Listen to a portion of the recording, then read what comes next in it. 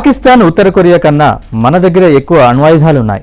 మన అణ్వాయుధాల సంఖ్య 190కి చేరింది. గతంతో పోలిస్తే మన న్యూక్లియర్ పాలసీ మారింది. 12 న్యూక్లియర్ వార్ హెడ్స్ ని శత్రుదేశంపై ప్రయోగానికి సిద్ధంగా ఉంచింది. ఎందుకు ఈ పరిస్థితి వచ్చింది?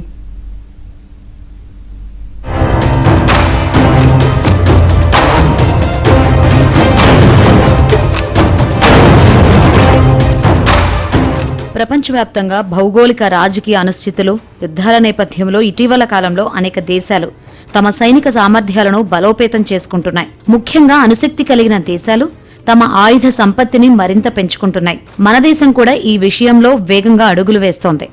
ఈ ఏడాది జనవరి నాటికి భారత్ వద్ద 190 అణ్వాయుధాలు ఉన్నాయని స్టాక్ హోమ్ అంతర్జాతీయ శాంతి పరిశోధన సంస్థ సిప్రి వెల్లడించింది. పాకిస్తాన్ కంటే భారత్ వద్ద 20 అణ్వాయుధాలు ఎక్కువగా ఉన్నాయని పేర్కొంది.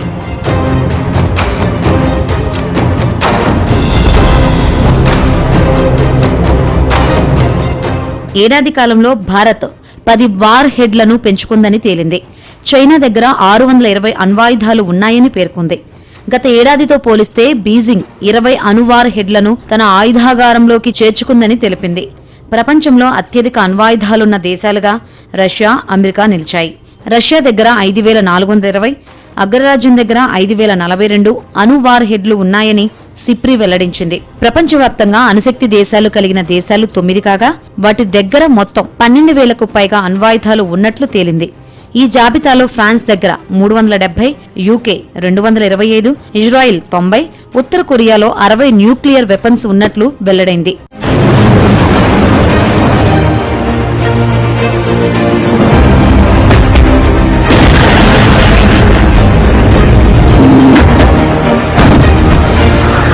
ప్రపంచంలోనే అత్యధిక రక్షణ వ్యయం ఉన్న దేశాల జాబితాలో భారత్ 5వ స్థానంలో ఉంది. 2025లో భారత రక్షణ వ్యయం $92.1 బిలియన్ ఉన్నట్లు సిప్రి నివేదిక తెలిపింది. అంతక్రితం ఏడాదితో పోలిస్తే ఇది 8.9% ఎక్కువ. 2021-25 మధ్య ప్రపంచవ్యాప్తంగా రక్షణ దిగుమతుల్లో 8.2% మన దేశానివే. ప్రపంచవ్యాప్తంగా రాజకీయ, భౌగోళిక పరిస్థితులు ఉద్రిక్తంగా మారుతున్నాయి. తొలుత రష్యా, ఉక్రెయిన్ యుద్ధం, తర్వాత అమెరికా, ఇరాన్, ఇజ్రాయిల్ యుద్ధం ఈ అనిశ్చితికి కారణమయ్యాయి. మధ్యలో అడపాదడపా పాకిస్తాన్, చైనా మధ్య సంఘర్షణలు తలెత్తుతున్నాయి. భారత్ వద్ద అణ్వాయుధాలలో 12 వార్ హెడ్స్ ను 2025లో డిప్లాయిడ్ స్థితిలో ఉంచినట్లు సమాచారం. ఇప్పటి వరకు భారత్ ప్రధానంగా తన న్యూక్లియర్ వార్ హెడ్లను ప్రయోగించే క్షిపణుల్ని విడివిడిగా భద్రపరిచేది. కానీ ఈ రిపోర్టు ప్రకారం ఇప్పుడు ఆ వ్యూహాన్ని మార్చిన భారత్ కొన్నిటిని నేరుగా సంసిద్ధంగా ఉంచిందని వెల్లడైంది.